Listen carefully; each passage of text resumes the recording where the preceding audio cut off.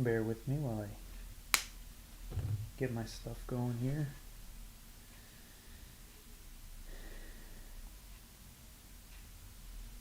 Got to let the world know, as they say.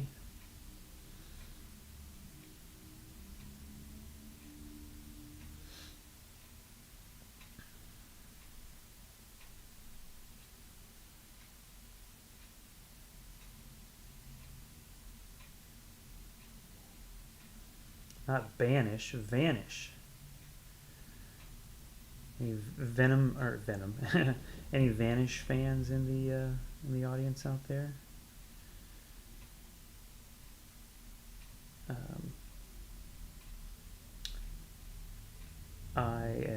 My collaborator Ryan Stegman, of course, is who I'm talking about. His comic Vanish, which is out from Image right now, I believe.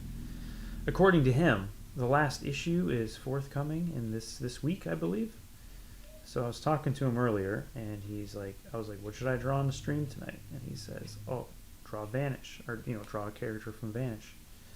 So I'm going to work on this Oliver Harrison here once I get these links up.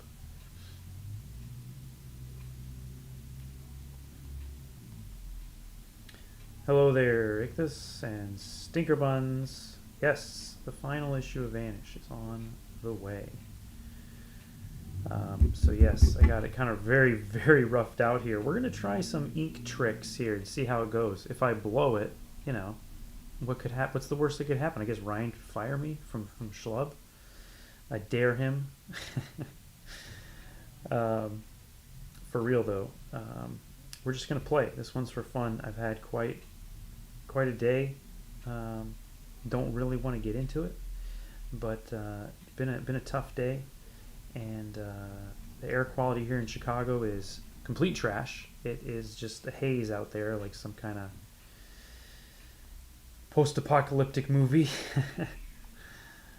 Oh, would you look at that? It looks like up on Twitter people are talking about the old Schlub ash can, which was delivered to our retailers today. So I showed it on the last stream. So if you go back to the previous stream from this one, you will see a preview of the Schlub ash can. So check that out. Okay. Let me get this out here so we can make sure I don't miss any chats today. All right. So yes, Vanish. Ryan Stegman, my collaborator and friend. Yeah, you should check it out. Ryan Stegman is, of course, one of the top artists of our day and age, right? Everybody knows Ryan's work on Superior Spider-Man, King in Black, and Venom, and he's an all-star. And this is his creator-owned book, so you can bet that he brings his A game to the art. I've been really lucky to see a lot of these issues take shape in the pencils and ink stage, just from knowing Ryan and talking to him regularly. And man, oh man, he really did some super cool stuff in this. I think the fact that he was doing a character in a series that was a little more dark, I guess, for lack of a better term, emo, it really gave him a chance to dive into some cool visuals too that you would never see him do on a Spider-Man book or a Venom book, because those characters have sort of established worlds that have limits to them. Nothing wrong with that, but it was cool to me to see him doing some different things here on Vanish.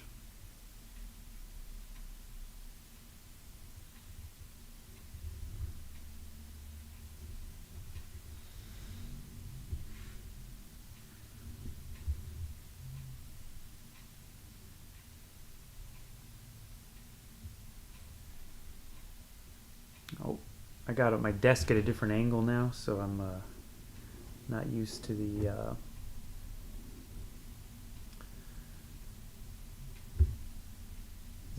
I'm getting my head in the shot. I apologize, but hey, deal with it.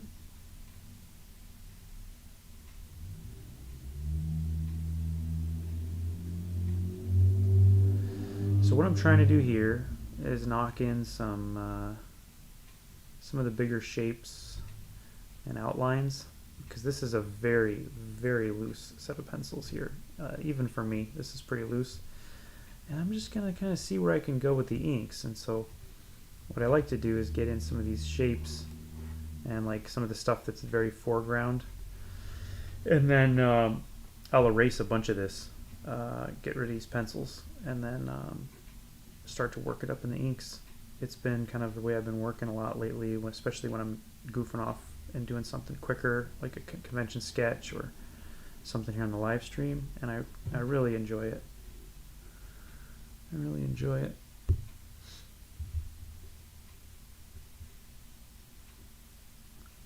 How emo is this dude, though? Just look at this guy. Oh, man.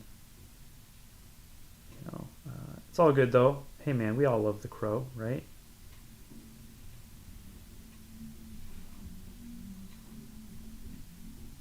And, you know, that's why I'm going to put this mofo in the rain.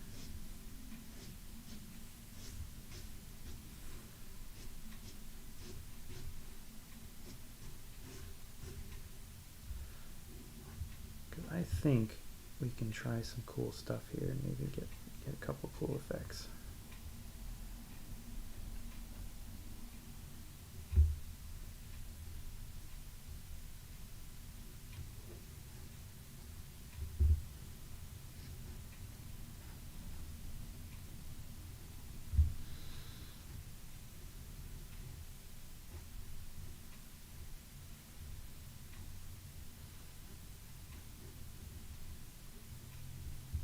So yeah, bragging about seeing the pencils for Vanish and the inks for Vanish before anybody else. It's pretty cool. You get to see, I love seeing stuff people are working on, and it is weird because you get in this mode of, I've seen it 100 times, but it's not coming out for, X number, of months or whatever. So it's the same with me, like a lot of those guys have seen pretty much all of the schlub, but we haven't got it out there in the world yet. Although it is coming up soon. FOC is the 31st of July, so get it on your polls if you haven't already.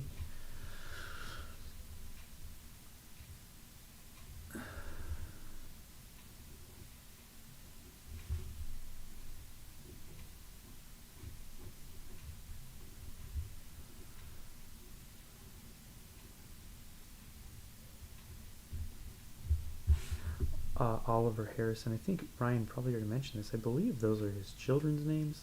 I think his boys.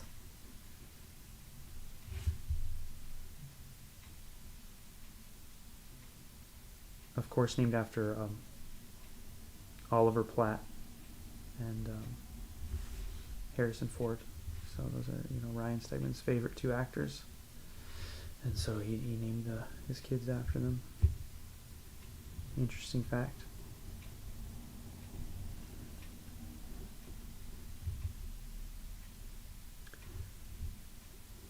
Oh, I also happened to be over at Daniel Warren Johnson's house today and saw some cool Transformers stuff. I'm very excited that people finally know that he's doing that. It's sort of a dream project for my boy. And boy, oh boy, guys, he can draw some Transformers, let me tell you. It's good stuff, man. It's good stuff, man. I'm not even a Transformers guy, if I'm being honest. I'm really not. But, I love great art and great comics, and that's what it's going to be. So I would recommend putting that on your poll as well. If you haven't already, I will. Even though, like I said, not a big Transformers guy, but heck, man, I mean, I like Transformers. It's cool. There's nothing wrong with Transformers. Don't get me wrong.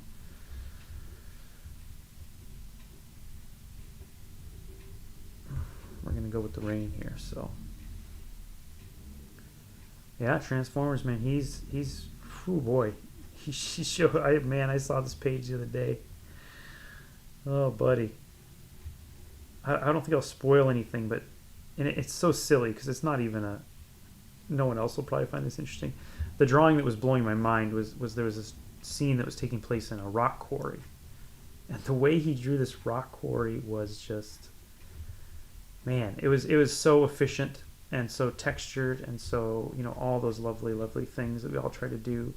It sort of reminded me of the Blueberry westerns by Mobius, by Jean Giraud. Um, it had that same sort of freedom to it, but at the same time, I mean, it was all drawn perfectly correct and everything. So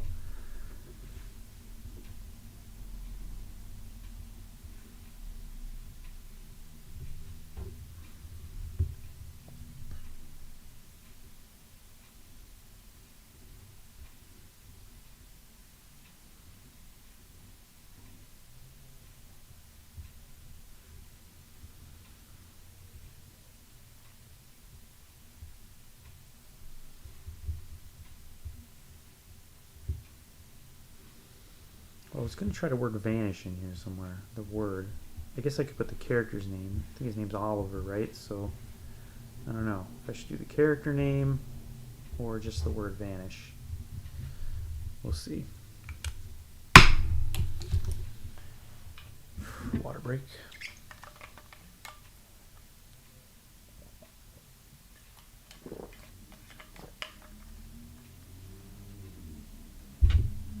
Oh yeah, I gotta tell my pals on the Discord here.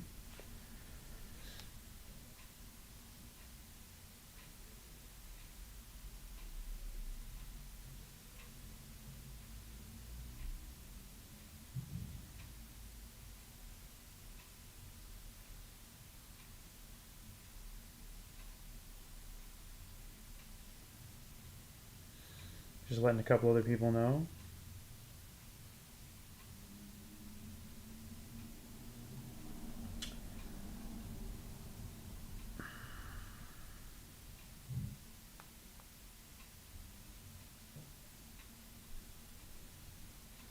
Alright, back to work here.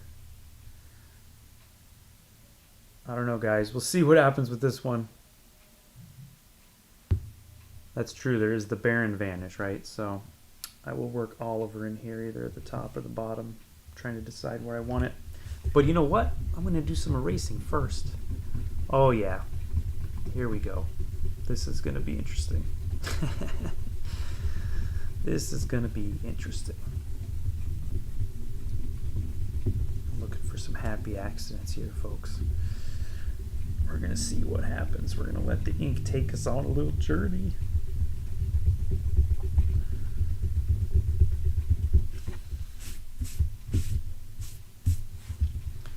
Yeah, this dude could definitely sing in some screamo band. This little character here.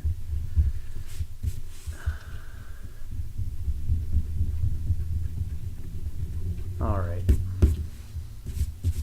Alright. You can see here's his leg, so we gotta keep that. We gotta keep that there. Let's see. Okay, what the hell does this jacket thing look like? Okay, he's got like a little pendant here. Fucking pendant.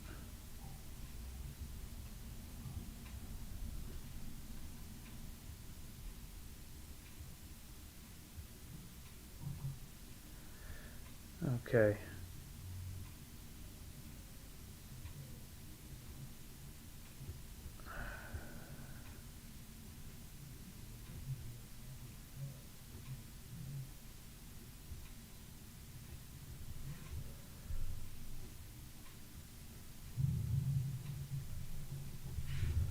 Okay, he's got these little buckle things or whatever the hell they are.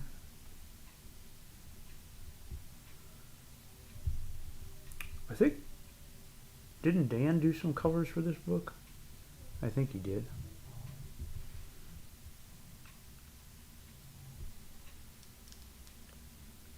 It is fun seeing your characters drawn by other people.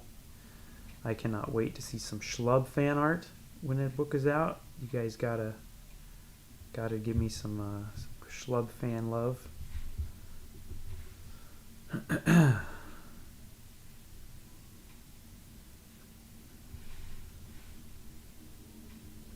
I was really liking the way I was drawing hair today, and I don't know if I like what I've done here, but we'll see if I can fix it a little bit. I'm thinking maybe Oliver right down here. Maybe the water, something like that. All right. Got to make some decisions about where the lights and darks are going to be. So I think we're going to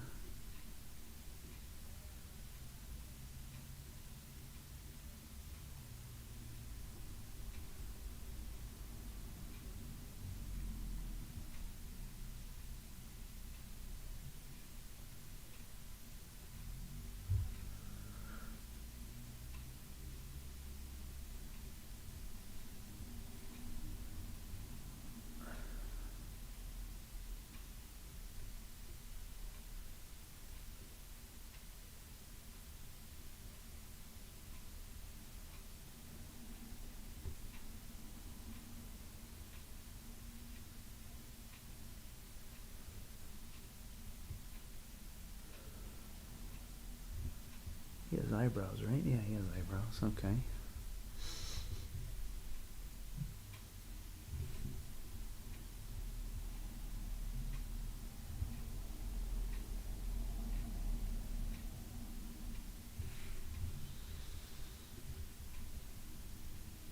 So I think, I kind of just want to black all that in.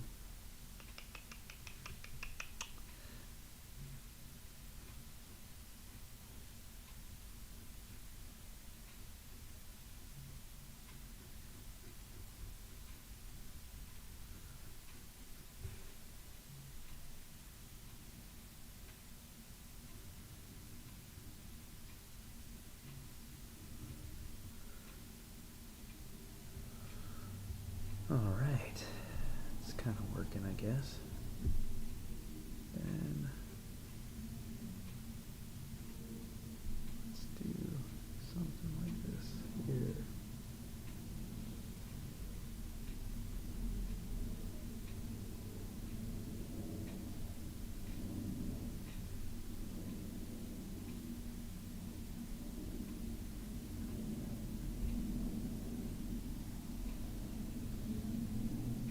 Sometimes it's just nice to, I don't know, just render out stuff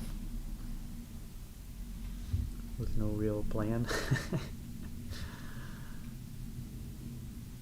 And you kind of see where you go. I mean, I sort of have a plan, I guess. I don't know. I mean, I know what sort of general lighting I'm looking for.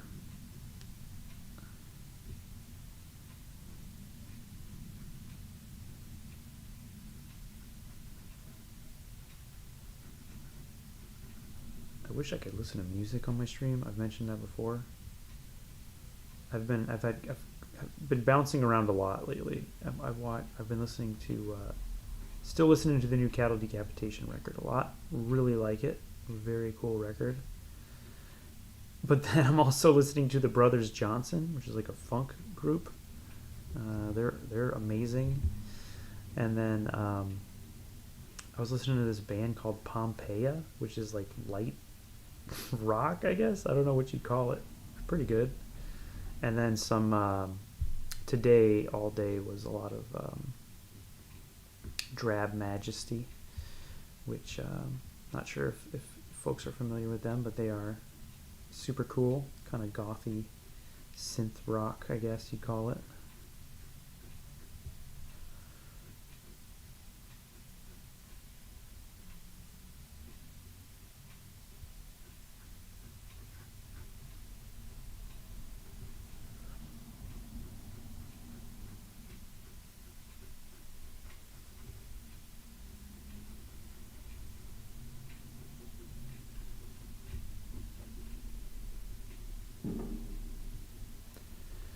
Oh, so explosions in my neighborhood, no big deal.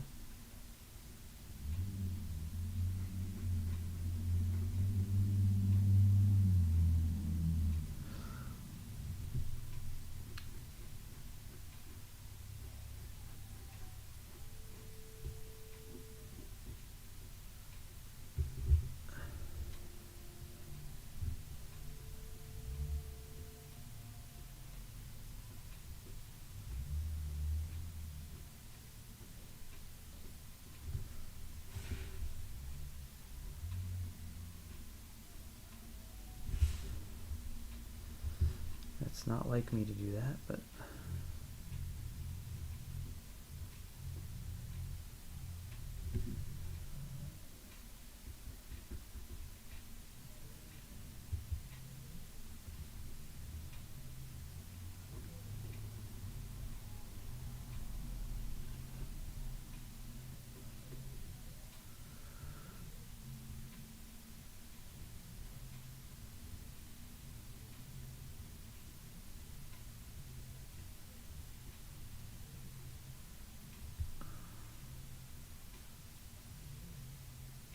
you can definitely see all of Ryan's influences in this character.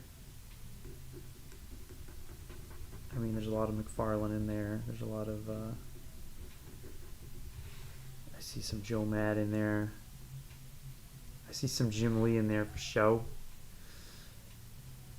It's pretty cool. I like seeing what people do with their own characters. You know, I was really happy that Ryan was doing this book because he's obviously a super talented artist, and it's cool to see those people take on our favorite characters, but at the same time, I'm always curious what people would do if they didn't have any restrictions, or if the restrictions were different. Like if they had more freedom to take risks with the characters and things like that. So yeah, I was pretty stoked when he told us that he was doing that.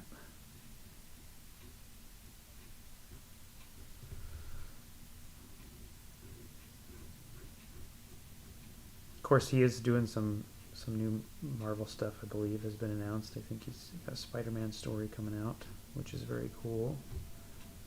He really knocked that one out of the park, too.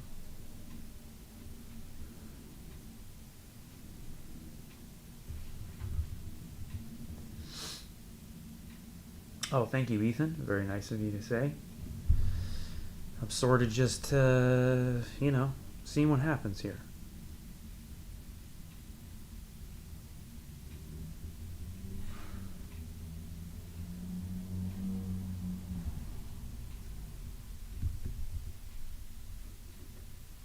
And that's the other thing too, is that's why I was super stoked that Ryan was had asked me to work on the Schlub, because it gave him another chance to sort of do something with one of his characters and collaborate, and it's fun to have that sort of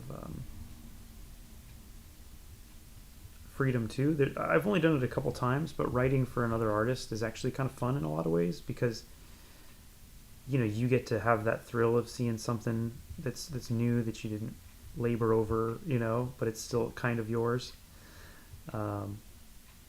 Because it is cool drawing comics and everything, don't get me wrong, but it's a lot of labor, and so sometimes it's hard if you're the one doing all the work on your whatever book.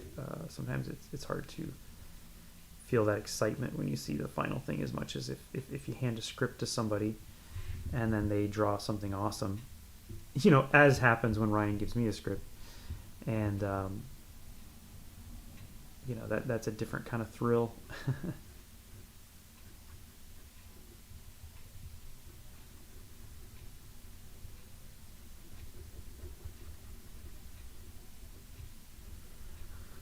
I think I need to get in there with a brush instead of goofing off like this. I need to be brave. Let's go, Tyrell. Let's be brave. Let's take a drink of water, and let's be brave. Like I said, what's the worst that could happen? I'm the only one that can draw the Schlub, y'all.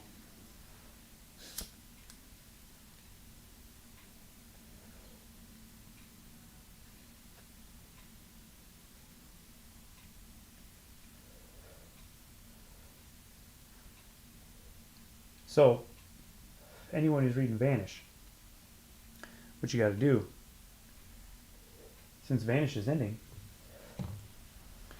is you got to pop on over to your comic book store and say, you know what?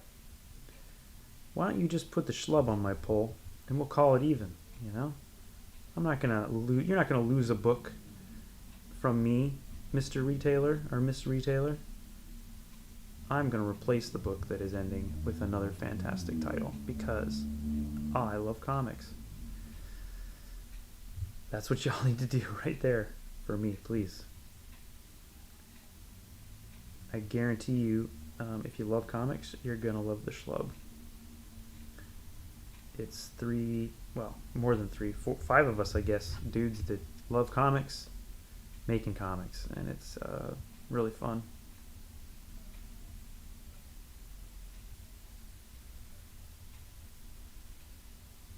Okay, now I gotta look at this costume again. What does it do? What does it do at the top? Okay, the top, it doesn't connect.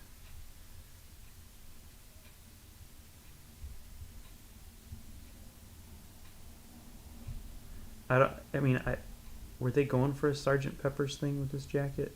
I don't know. I know Ryan is a Beatles fan,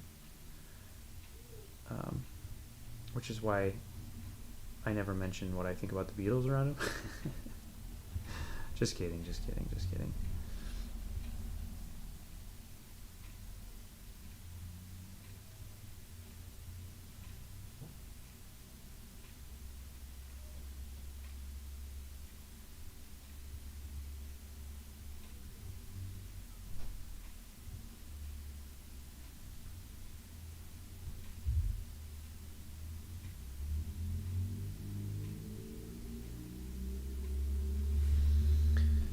All right.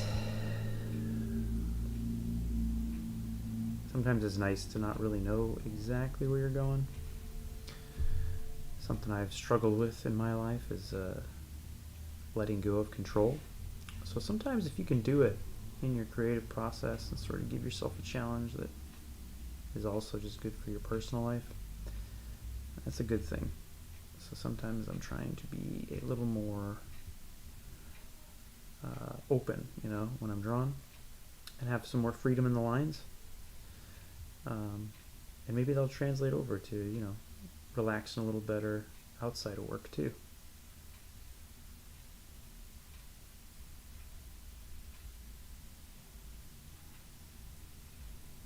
Well, I'm not sure if anyone can hear that in the next room. My wife is definitely watching something that's having a sex scene, but hey, that's why I love her.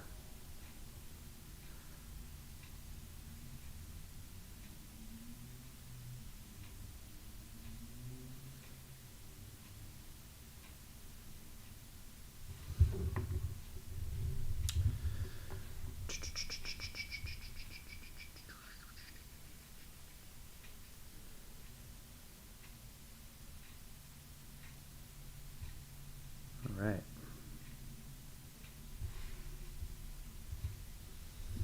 That's kind of cool. Not sold on this right here yet, but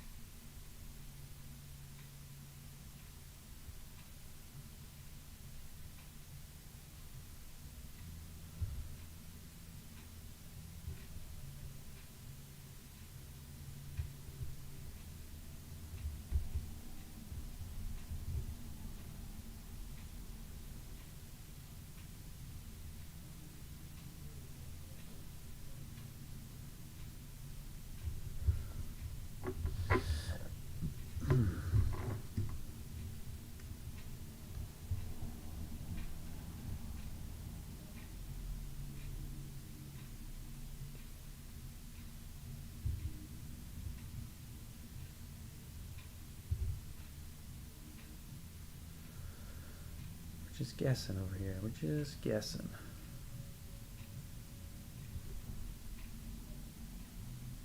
You kind of use your intuition, but right now I'm just trying to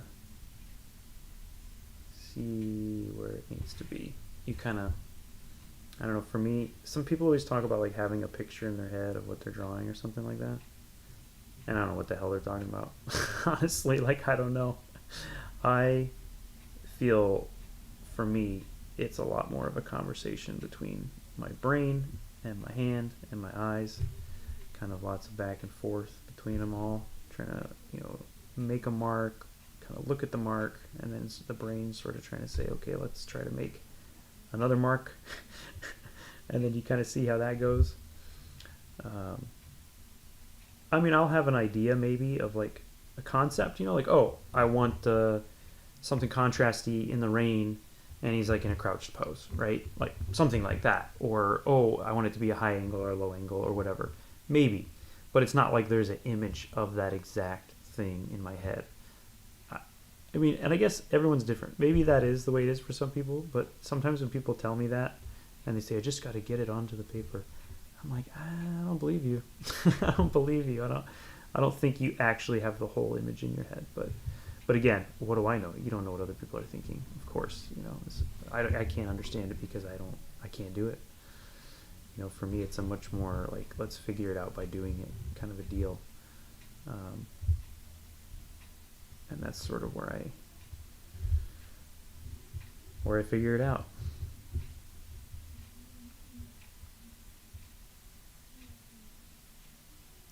Oh, hey, Matt.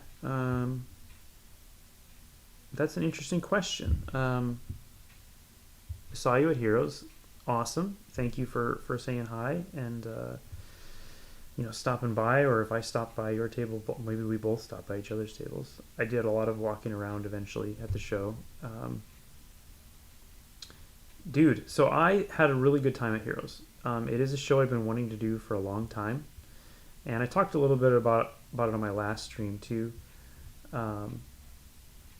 But yeah, it's different than C2E2. C2E2 still feels a lot like it's a pop culture show, like a San Diego Comic-Con or something. And I would say of those bigger shows, C2E2 to me feels like it has the most still appreciation for the artists and artist alley and stuff, which is what I care about. Heroes Con is different in that it just feels like it is just one big artist alley. It basically is just one big artist alley. And it's crazy because it's filled with people from every era of comics. There's Michael Golden, there's Trad Moore, there's Matt Allison, Jim Rugg. There's like such a wild collection of people, and that's really cool. As a creator, I really enjoyed being in that environment and being around those people whose work I like, or people who had similar tastes as me on things. I found it to be a blast just to hang out with people. This was my first time doing it, so I don't know how it compares to previous years. I had heard from some people that maybe sales didn't feel as robust as maybe they were in the past. I did okay, but one of the reasons I was able to do well was that I sold some original art and some commissions, which it is a good show if you do commissions and original art, either buying it or if you're an artist doing it. I would say it's an awesome show to go to. Like if you're a buyer and a fan, you get really access to some cool stuff. And if you're a creator, the people who show up are those people, the real kind of hardcore fans and stuff. So I thought it was really cool. And it was one of the few shows where all the time I spent hanging out after the show with people felt very real and valuable and not rushed or schmoozy.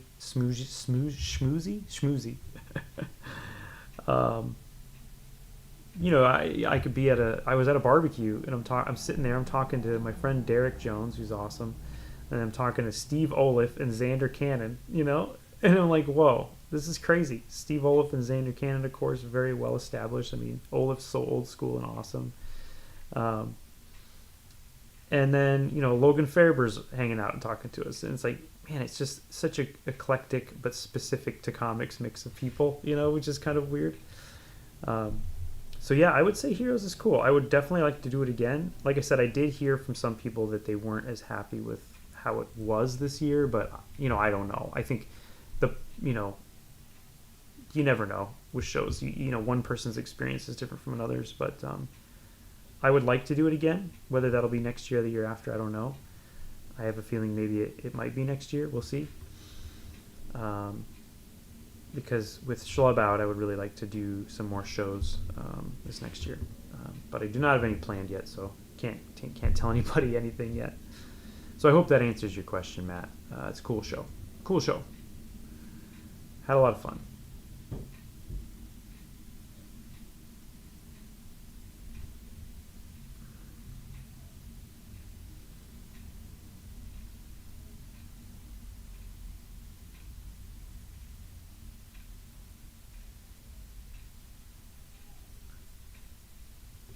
But I made sure to get around at least a little bit and look through some portfolios. Like I saw Dave Johnson's work in person for the first time. I'd never really seen his work in person, even though I'd been a fan for a while. I saw some Steve Mannion original art, which was awesome. Who else? I mean, so many people. I was looking through Aaron Conley's portfolio. Man, there was so many cool people there.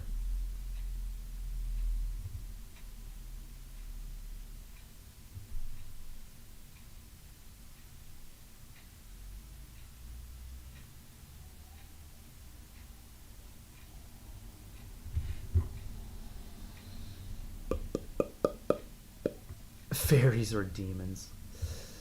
Well, I don't know, man. With demons, I think I, at least just because of my upbringing, maybe have a better understanding of the rules. So I guess fairies are more scary to me just because I know less about them. So I might think that they're harmless, but maybe I'm wrong and they're like really like the worst kind of creatures. I don't know.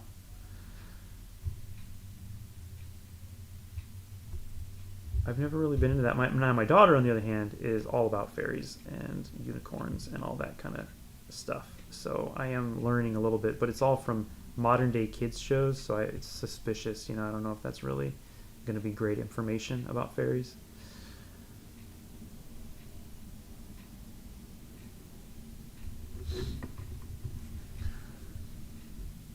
I was watching Exorcist 3 for like the 30th time yesterday. That movie rips so hard. I don't know why it's not more talked about. It is the wildest, like, big movie.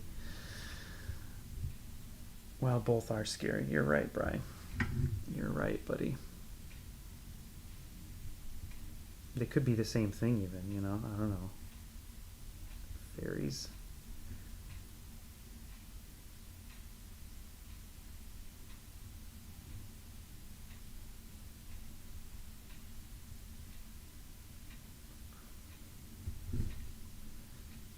Yeah, I'm being very open to whatever's going to happen here on this drawing, guys, so don't judge me too harshly. I feel like this leg just needs to disappear back here, so we're going to try it and see. See what that does for us.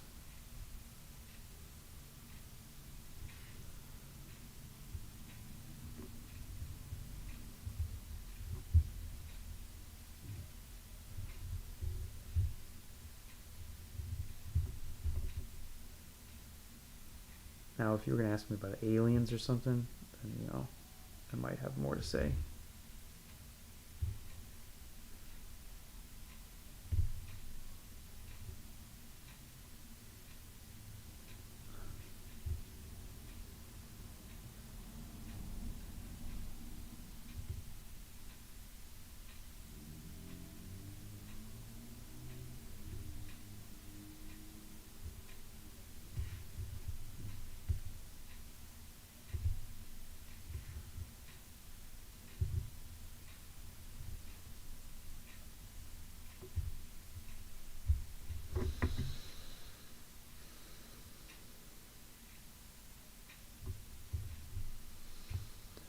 Any tools I use that would leave folks scratching their heads?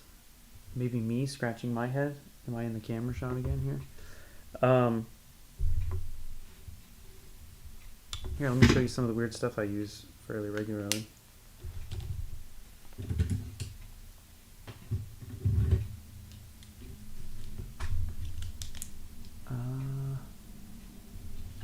Here's some brushes and toothbrushes.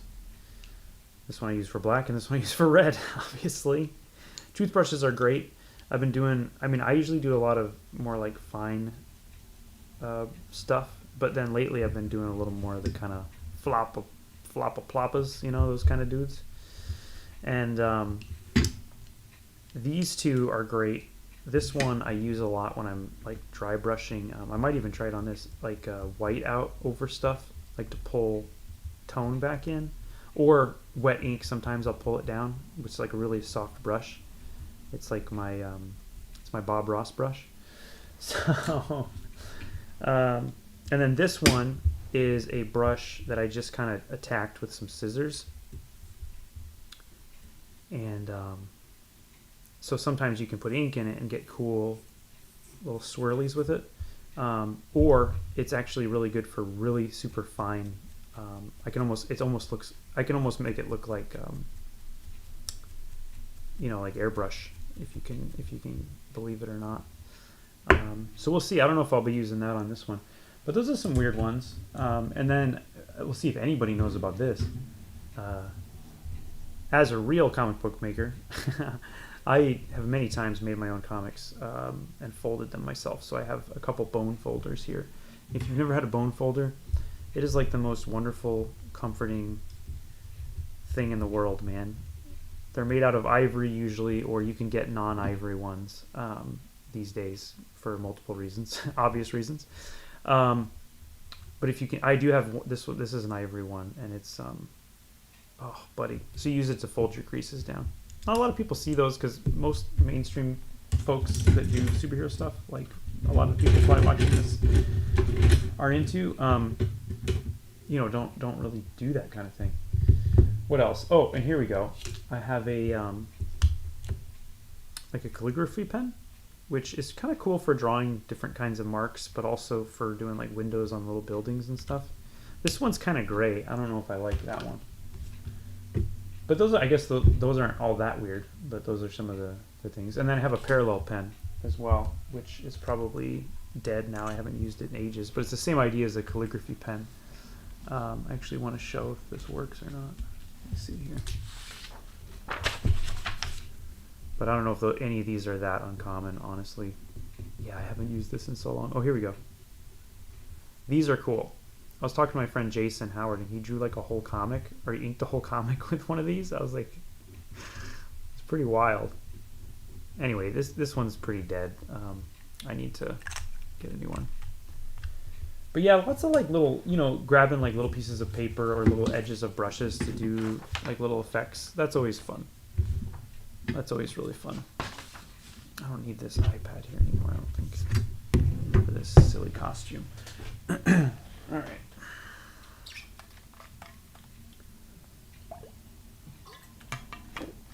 And you see, my method here is just to continue to paint myself in the corners and then try to find a way out. So right now, I have no idea what I'm doing exactly, but all right, here we go.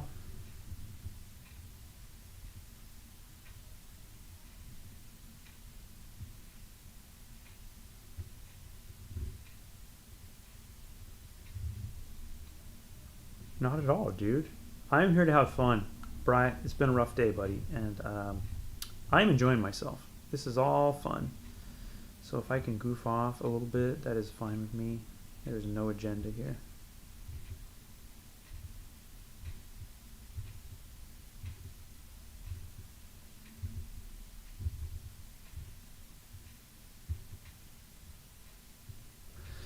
Yeah, something like that, right?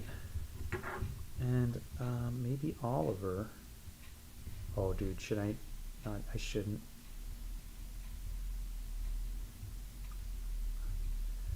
Watch, I'm going to spell it wrong and run out of space. Oh my god. Hey, look at that. Look at that. I'm a fucking pro right there, dude. All right.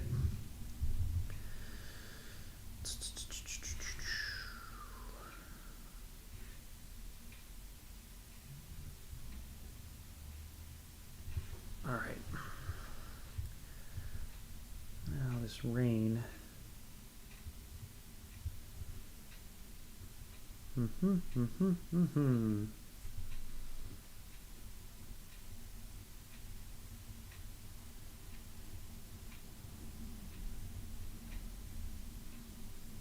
where I won't use the brush pen for the entire thing.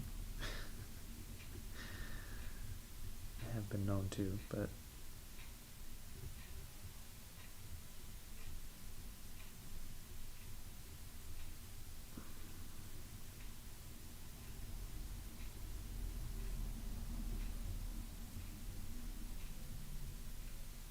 I should be working on the schlub right now.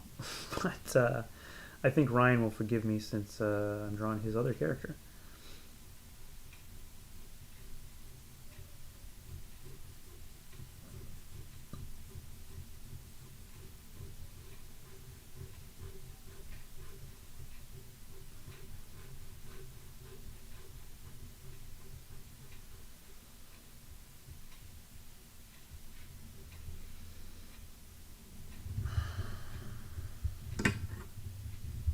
Okay.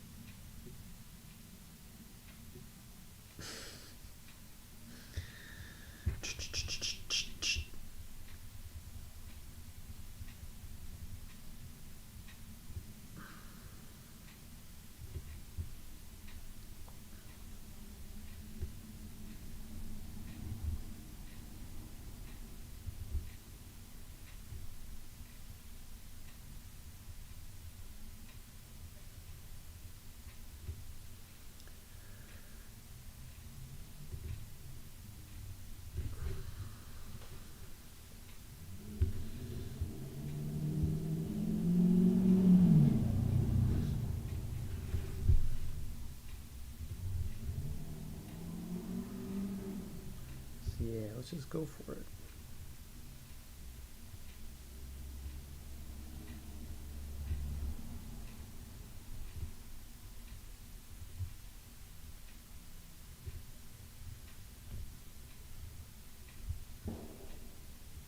Well, there goes another boom. My neighborhood is usually pretty loud, especially around the 4th of July. They like to party around here. That's cool. That's cool. My dog does not like it though. He is very scared of the fireworks. All right, that's kind of cool. All right. Hello, BMC Comics. Thank you for tuning in. Thanks for saying hi.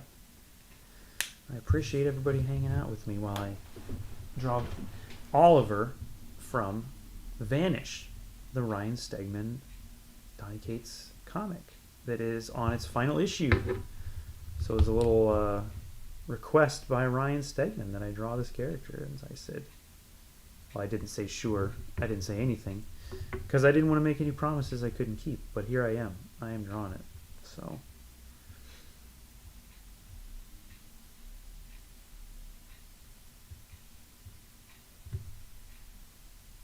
Oh man, so Stegman is doing alternate covers for every issue of the Schlub. So you're going to have to get 2 because you're not going to want to not have my covers. But of course his will be very cool. So seeing him draw these characters has been really cool and interesting. The characters from Schlub because, you know, he created them, like he wrote them. But then I basically came up with the designs for all of them. But now he's drawing them. So it's been a really fun, kind of cool thing to see. You know, just the way he interprets my interpretations of his ideas. You know, sort of meta, you know.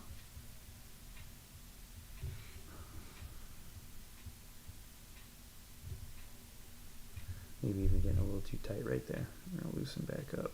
Just be brushy. This ain't no cover or nothing.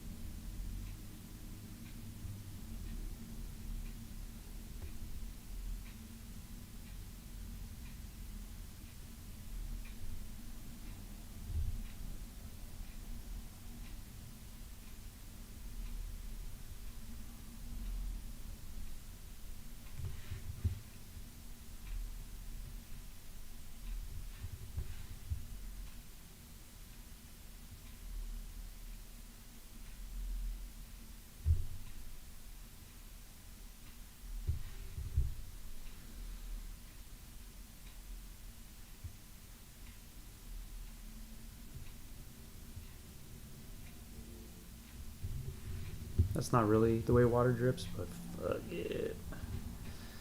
This light's playing with it. That's what my excuse is. It just has to look cool, guys. That's it. That's the only rule. It's just gotta look cool.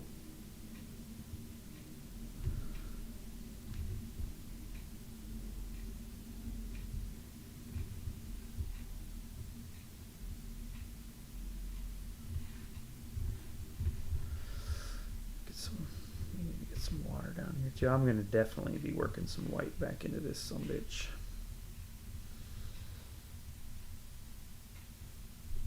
Gonna have to.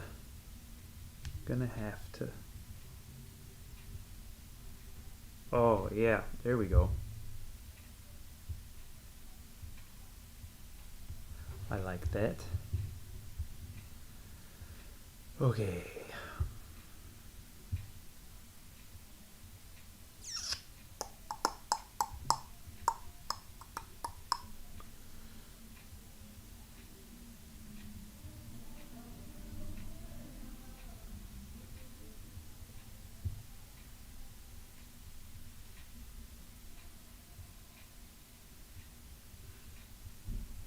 They're in like a city or something in this comic, right?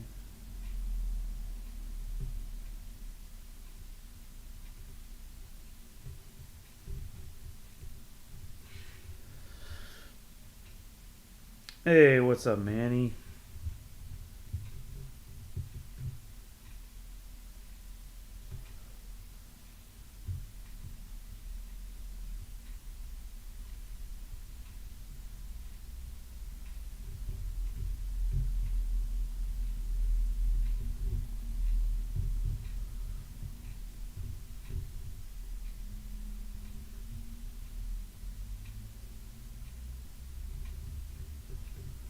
Well, you know, gotta go with the flow.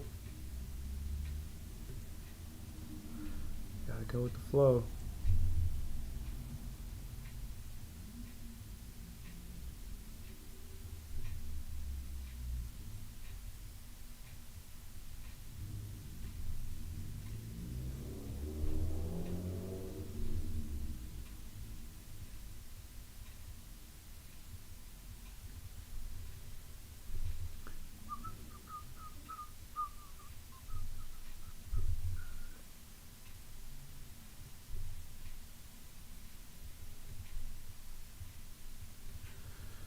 Yeah, sure. Come on.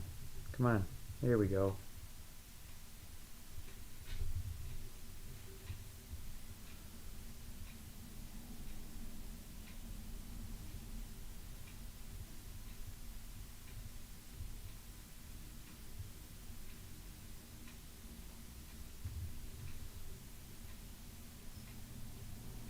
Guys, I made cookies earlier, and I forgot to bring one in here. Kicking myself right now. Could really go for a chocolate chip cookie. I made them with my daughter. It was fun. You guys want to see my stickers? Aaron Conley, Landis Blair, got a D-Dubs wrestling belt. Yeah, I'll stick some more on here. Actually, I think I got one from Manny. I got to throw that on here. Give myself some rules to follow when I'm inking. Sorta. I mean, I don't know if it's, well, sometimes. So sometimes it's guides or encouragements, like, hey man, loosen up, or find your black areas first, or you know, those kind of things. I don't have any rules as far as like what I'm allowed to use or not use, which you know, and especially on these streams or like some of my commissions, I'm intentionally trying to not have too many rules. But if there's any rules, it might be just practical things like, you know, like make sure that it will reproduce. Like this one's actually a good example of what I wouldn't do. This guy, these guys here, these buildings, I mean, I'll probably render them out a little bit more, but this would never reproduce, so it's probably not a good way to render them with the dry brush effect there. I mean, it would reproduce, but it wouldn't look, you know, the way I would want it to look. So, so yeah.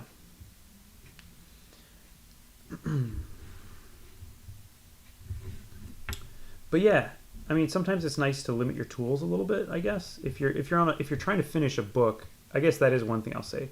If I'm trying to get something done, you know, like a book that I'm working on, like the Schlub, I try not to completely change my tool set, like right in the middle of the project, just because it'll slow me down, A, and B, I like it to try to at least look somewhat consistent, you know. So that would be one rule, I guess, is like don't drastically change your tool set, you know, right in the middle of the book. I mean, people can do it, and something like a indie book like my Eris book will definitely look different from chapter to chapter because you know, years go by and you change your techniques just by default. But yeah. Other than that, I try to have fun. Inking is my absolutely favorite part of the entire process. So I really try to just enjoy it when I'm doing it, and that's why for streams I usually try to ink something, because it's just the, you know, it's sort of my break, my relaxing drawing, my only relaxing drawing time now is streams, or I consider the commissions kind of, not that I don't care about them, I absolutely do, but I give myself some freedom to play with materials and stuff that I maybe wouldn't in the middle of a project. And again, a lot of it's for consistency's sake. Or, you know, I'll on commissions, I'll try to do a little more abstraction with figures and stuff that'll work on a single image, but might not work in the middle of the comic. I don't know. Maybe it would. Maybe I should try more of that. Anyway, I'm rambling now. I don't know if that answers your question, Manny.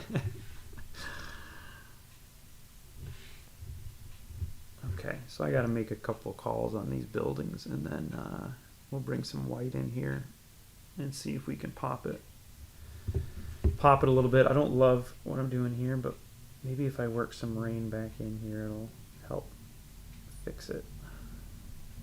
I think I shouldn't have. Maybe it's the hard lines.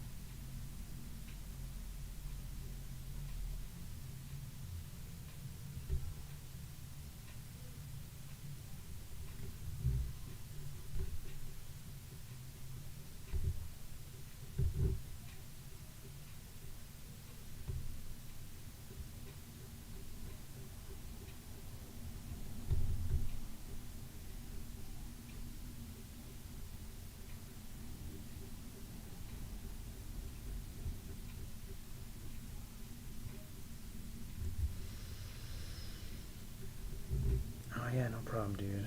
You know, I love to talk about comics. If anybody wants to make me never go away, just start talking to me about comics.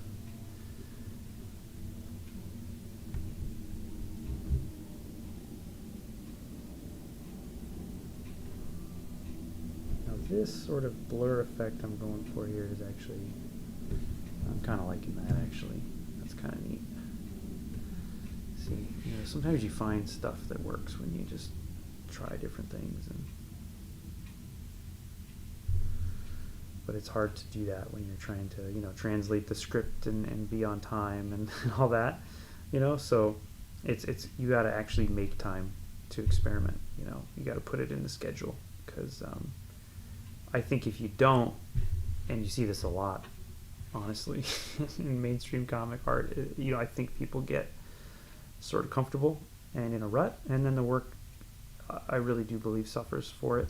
I think that there has to be something that's keeping you engaged and refreshed as a craftsperson or creative person if you're gonna keep making good work. And if you don't have that, you might still make competent work, and I'm not saying you should get fired or anything, but I think you just you lose the juice, and it's no longer interesting to look at. But again, that is just my opinion, and I'm accusing no specific person of this. So, not live on YouTube, at least. You know, catch me at a show, and maybe. But what do I know, man? I'm still a baby in this whole thing, you know. So, I'm really just trying to observe and learn, and take the opportunities I get. Try to make something cool that people want to read and look at for years and years and years. You know, the goal really is to make the kind of stuff that's like the stuff that I like, whether it be comics or other kinds of art, music, that you just want to keep going back to every few years or every once in a while. You know, I never get tired of rewatching Texas Chainsaw Massacre or Road Warrior. You know, that there's no reason I can't just keep going back to them. And the same thing with comics. You know, I don't know how many times I've looked through Jim Lee's X-Men #1, and it never ceases to kind of just give me a great feeling. So that's the kind of work I want to make, is stuff that people can go back and look at a million times and find new things and really try to make it a worthwhile experience for everybody, for me too, because it's more fun to make work where you actually are trying to go for something that's a little bit further reach than maybe you can do. You kind of got to stretch to get there.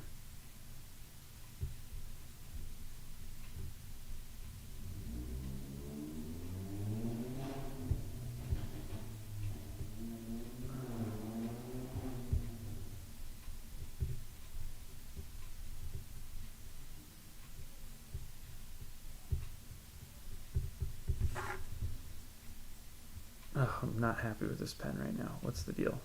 I think I'm almost out of ink or something. Sometimes that's good for this, and sometimes it's bad.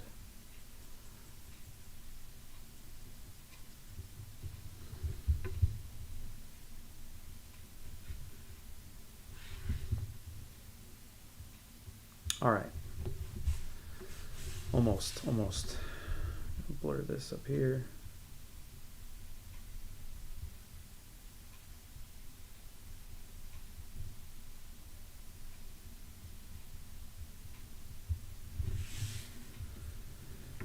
All right, let's see what some white looks like on this.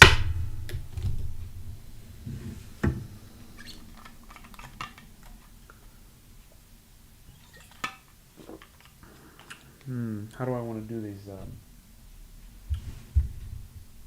Maybe I should try that first. Although this Posca has been making me angry. I just got some new ones, so I might need to crack a new one here. Okay, let's see about this here.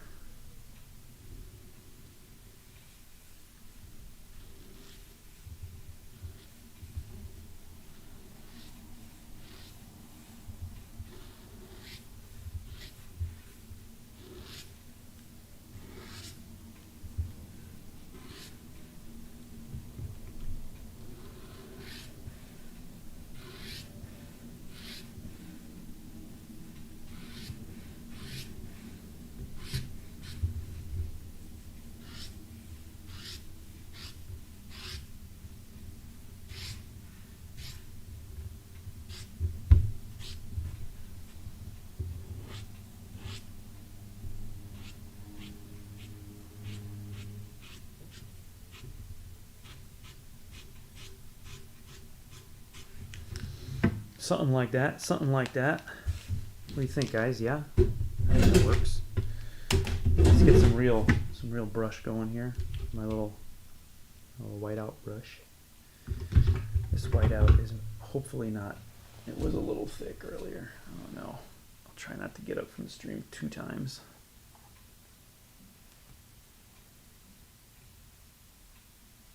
Stir it up a little bit here.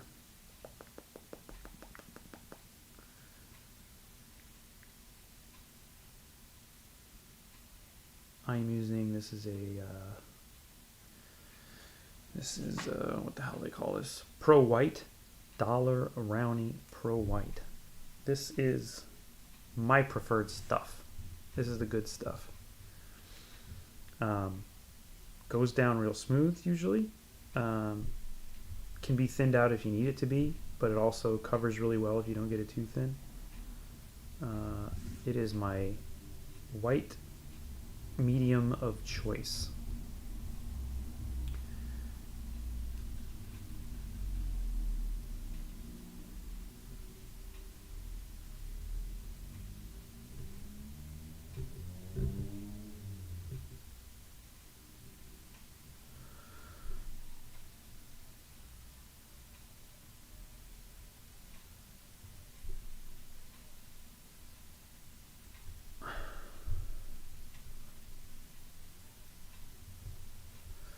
All right, back to work on this guy. I've been trying to think a little bit about when I got that Frank Frazetta art book, which I did a live stream. It was like one of the first live streams I did. If you want to go see what that book looks like, it's incredible. But one of the things that I really kind of was really got more concrete in my head about his work was the way he sort of leaves a lot of the background to the imagination, or leaves it very loose and abstract, so that your brain kind of pushes it to the background. And if you look at it too long, I mean, it's not like it doesn't look good. It's very impressionistic. But then he would get really tight on the figures, and he kind of sucks you in right into the middle of the picture there. And I don't know, I've been trying to think about that a little bit when I'm doing some of these, so that there's like a similar sort of focus, kind of the way, you know, a lens focuses sometimes, where there's something is in focus and something's out of focus. And focus isn't quite the right word. I don't love to use photo and film terms all the time to talk about comics, because I think they're very different. But focus in the sense that you're creating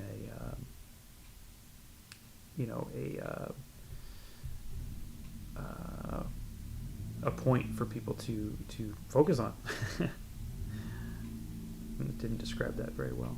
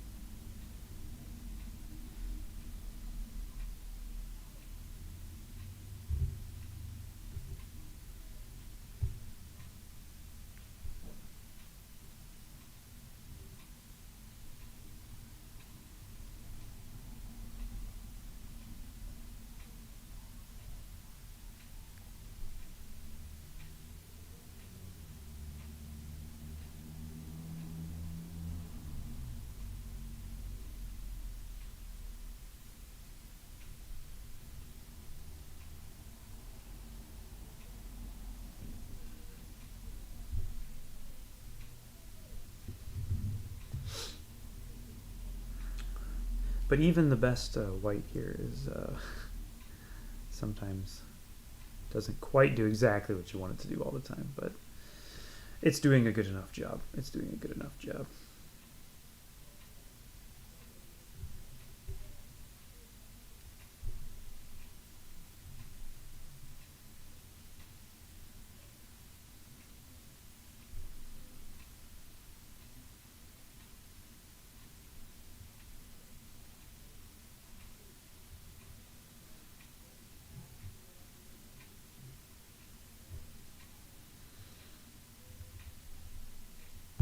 concept artist. Manny's asking if I was a concept artist before I was a comic book artist. Sort of. Sort of. When I first graduated college, I went to the Schoolyard Institute of Chicago. Got a fine arts degree, and I thought I would go to LA and do storyboards and concept art and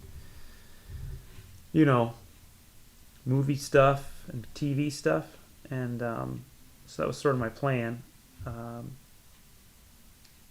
I had a couple of gigs lined up actually. I was doing toy design for this little company. I was designing some toys for them, and I was also doing concept art and storyboards on a short film for my cousin that was going to star none other than Tony Todd, the Candyman himself. And the week after I got there, we were supposed to be starting, the big sort of push in production. I had already done a bunch of work on it, and some of the funding fell apart, and they had to cancel it. And so it had gotten that far, they had already done read-throughs and stuff, and I think, yeah, it was a drag, man. And then the toy company legit ghosted me, just wouldn't return my calls, just didn't finish paying me, and I don't even know where they're at anymore. They're gone. I've never even heard their name since then. So I was there with none of those job prospects. So I got a lot of random jobs, was the first thing I did when I got there.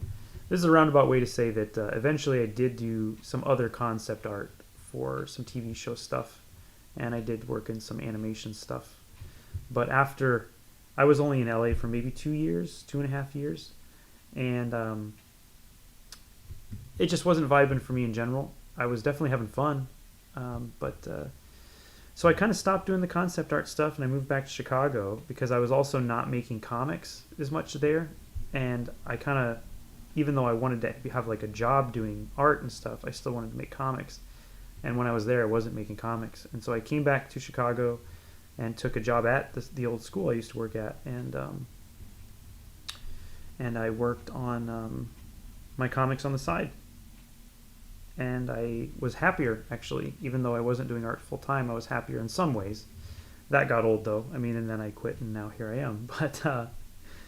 But yeah, I did do some concept art for that brief period of time, and I'm definitely open to concept artwork if it is offered to me.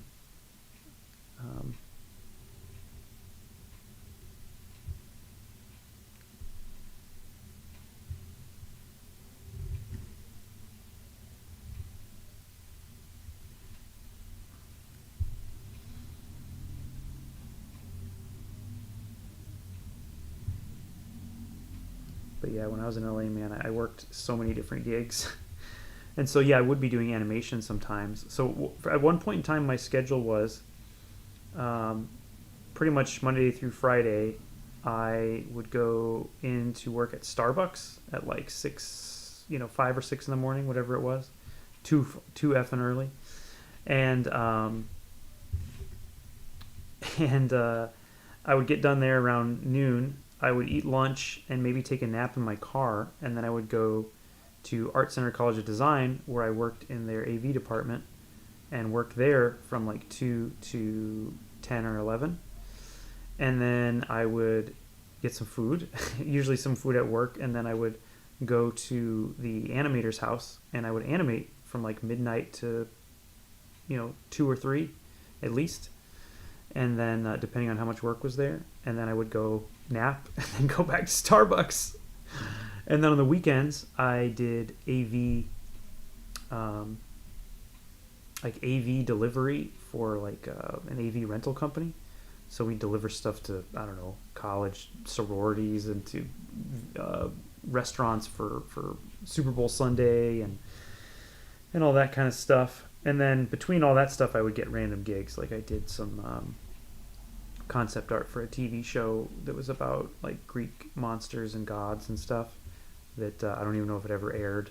So many things you work on in LA. That's the other thing, is like it never comes out. Like it never gets made. So there's so many things I worked on that just never went anywhere. even if you get paid, it's just like very few things actually get through to the very end of the production process. So that was another thing that was sort of frustrating when I was doing that. I was like, man, I don't want to do this anymore. Like, nothing I work on is getting seen by anybody. It was very frustrating. I think nowadays I'm a little older, could probably handle that a little better and just take the money and run. But back in my 20s, I was like, this is bullshit, dude. So I bounced. I like these little.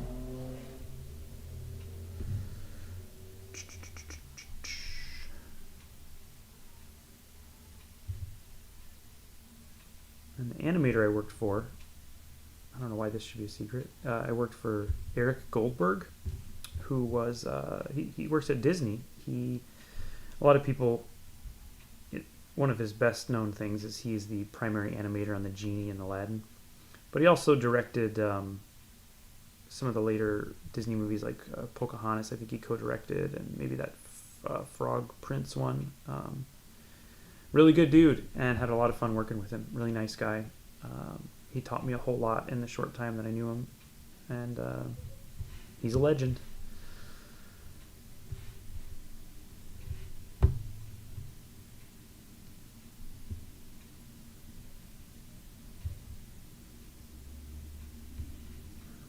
Okay, this is looking all right, right? I think it's looking all right.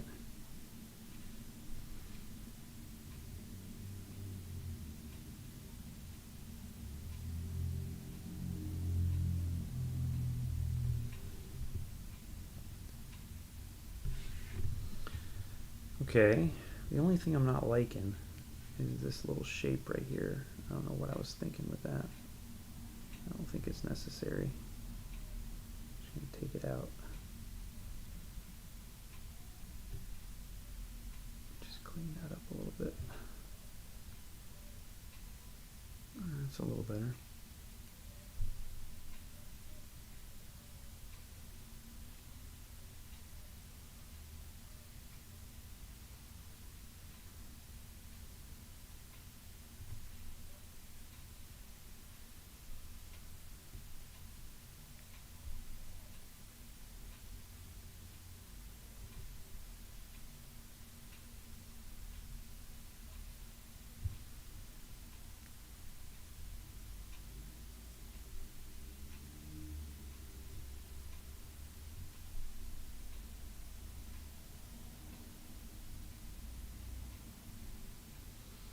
Okay, we're closing in on it here, guys. I think we're getting there.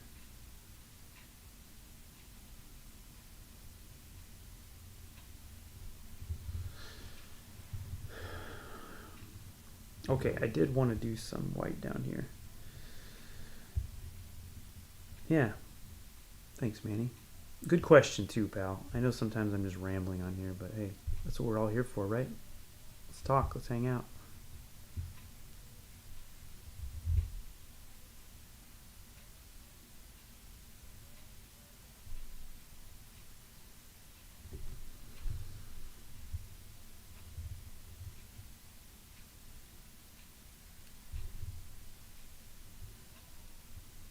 Okay, nice and goopy here. Oliver. It's kind of hidden down there, but I kind of like that. It's there, but it's not like... But I could probably define it a little better here. I'll work some black back in here. But yeah, I mean, it was a long time before I took the plunge into being freelance, and you know, it's a big scary thing, but there's nothing wrong with making your art and having a job. You know, I did it for years, and when you do it full time, it is different. It's exciting, and it's hard, and it's heartbreaking, and it's all these different things. But it's never too late to do something you want to do. You know, I don't hate to, but I'm going to be that guy. It's like, you know, do it, take a chance, you know, whatever it is. It doesn't have to be comics, but if there's something that you've always wanted to do, man, you're not getting any younger. You're not getting any younger. You know, do you want to do it when you're older, or do you want to do it when you're younger? You know, like, when are you going to do it? Just do it whenever. If you want to wait, like for me, when I'm older, I can't wait to be just a whittler. You know, I just want to whittle. But I don't need to do that right now. But if I was going to say bungee jump, there's probably a time limit on how much longer I have before I can't really try that again. So I need to make that call, you know. And that's sort of where I'm at with this. I couldn't be at my job, my old job anymore. I just couldn't do it. It wasn't satisfying me anymore, and it wasn't where I wanted to be. And I hope that folks will show up and read my comics so that I can keep doing this. Because it is it's a challenge, man. It's a hard grift. Comics are a hard grift, man. But shoot, if I could quit them, I would, man. I wish I could quit them. But they are, they just, you know, sometimes you fall in love. Sometimes. Okay.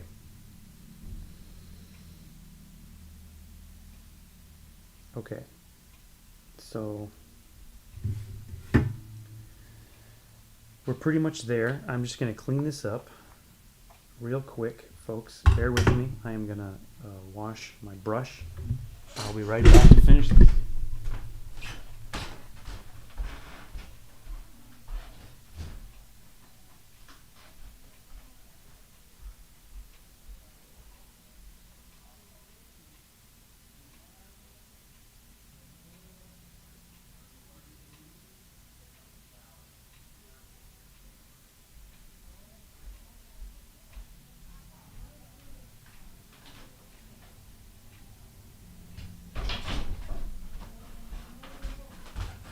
Okay. I hate to leave my brushes dirty. I'll tell you that. I'll tell you that much, man. I hate a dirty brush.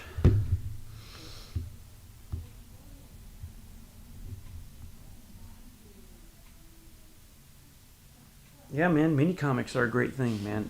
Manny, do that.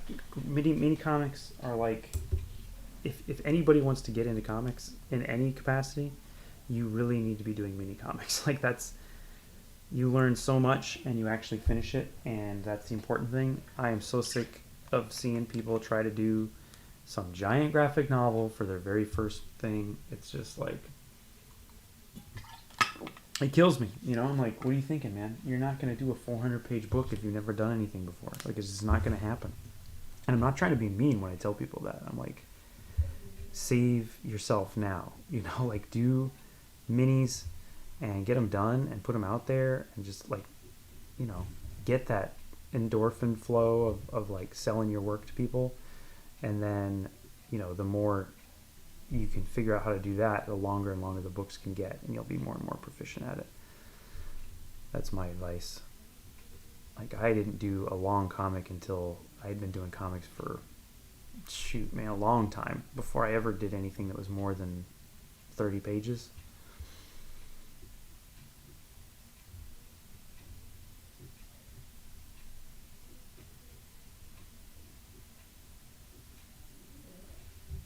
Okay, I don't want to over-render this here, but I do want some clarity on some of these droplets.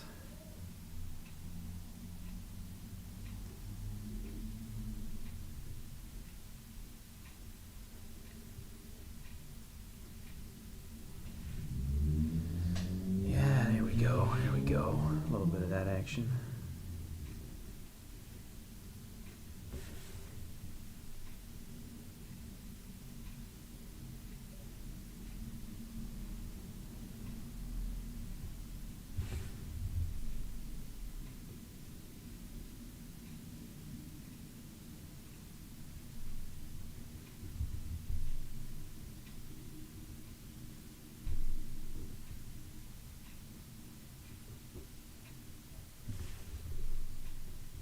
The other thing I see all the time, and I understand it's hard, but like, is people will do like entire world building for their book before they've ever drawn like a single page.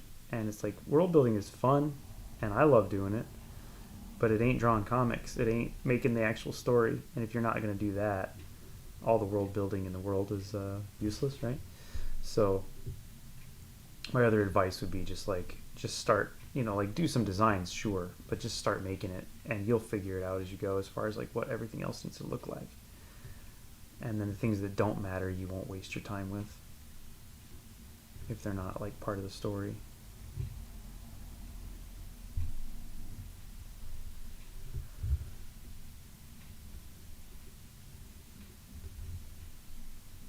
Okay. That's reading, I think. But yeah, man, if you do that, I'll buy it. That sounds cool.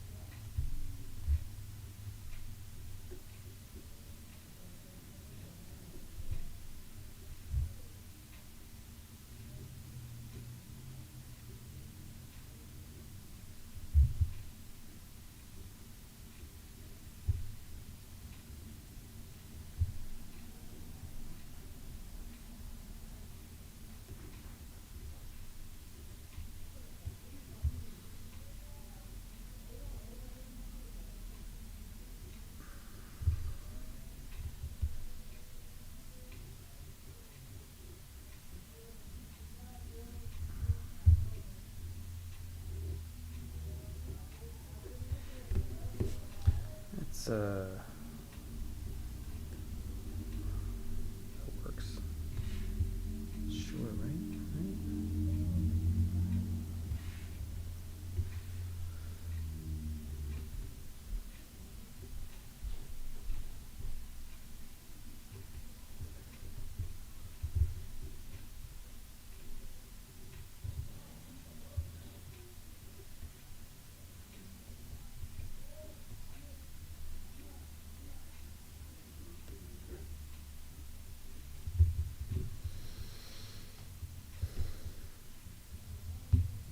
Yes, Mike Spicer is coloring.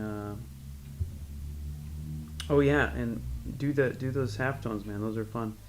Yeah, Mike Spicer is on Schlub, coloring it for us, and man, oh man, he is real good.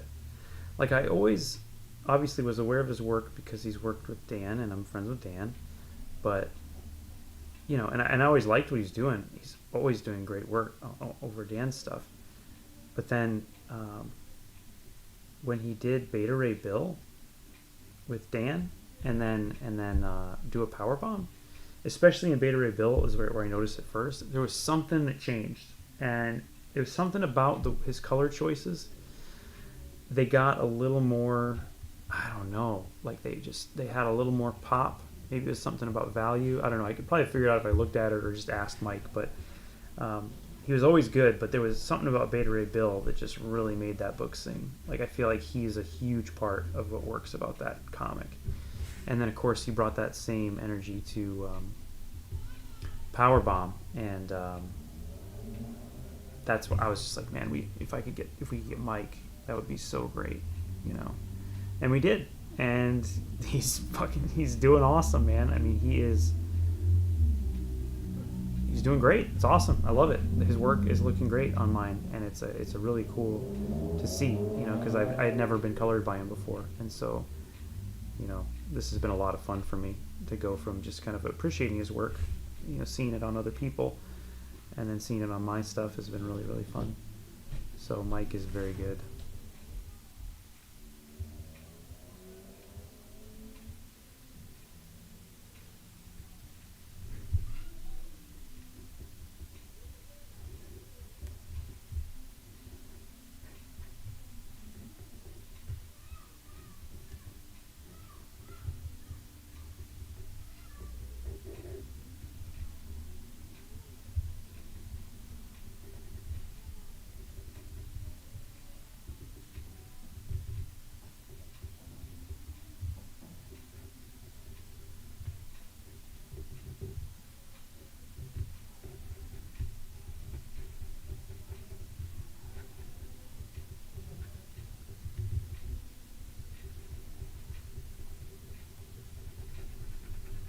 I think I've killed this pen.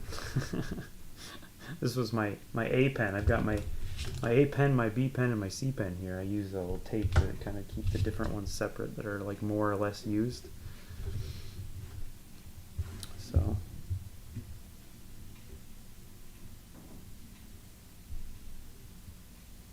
and I guess I hope Mike is liking working on the book with me. I try not to be too difficult. I get a little granular sometimes, but it's because I care and I really want this book to be good, because I really think we got something cool here that could be really neat for people. Prove me right, folks. Prove me right.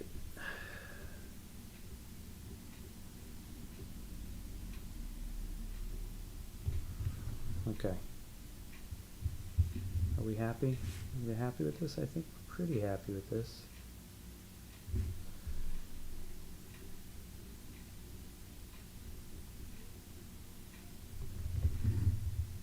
Maybe just a little more white on here. It's probably getting too muddy, but something like that.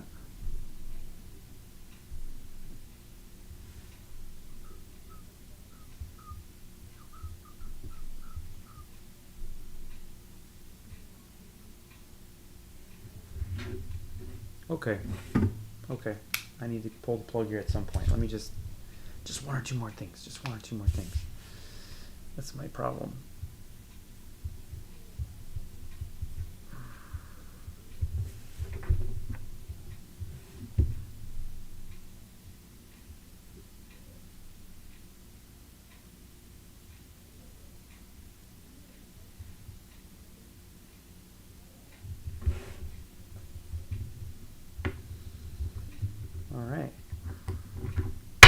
Thinking I'll squeeze right in there.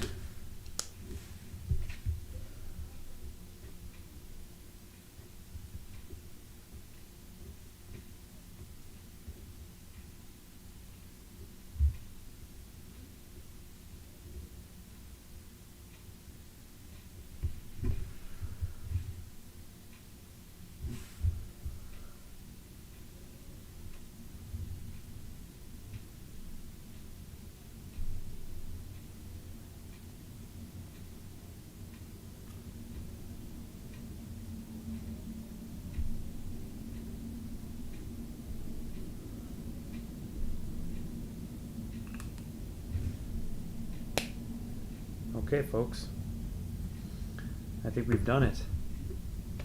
I think we have drawn Oliver from Vanish. We'll see if Stegman approves. If you haven't been picking up Vanish, now's the time to grab that last issue and get the trade that's coming out. Stegman did some real cool stuff on it. Highly recommend it. So, let me just tape this up here so we can leave it for a second. There we go. And you know what? I'm not even going to put any zips on there. It's working fine just like that. Well, thanks for tuning in, folks. I will be back next week and be talking more Schlub. Probably. I might be drawing a non-Schlub character, but I will probably be talking Schlub. I've got some podcasts lined up, but you can always find me here on my own channel And the Schlub, Image Comics. It is out in August. Final order cutoff is in July 31st. So go check it out. And I will see y'all next week. Rock and roll.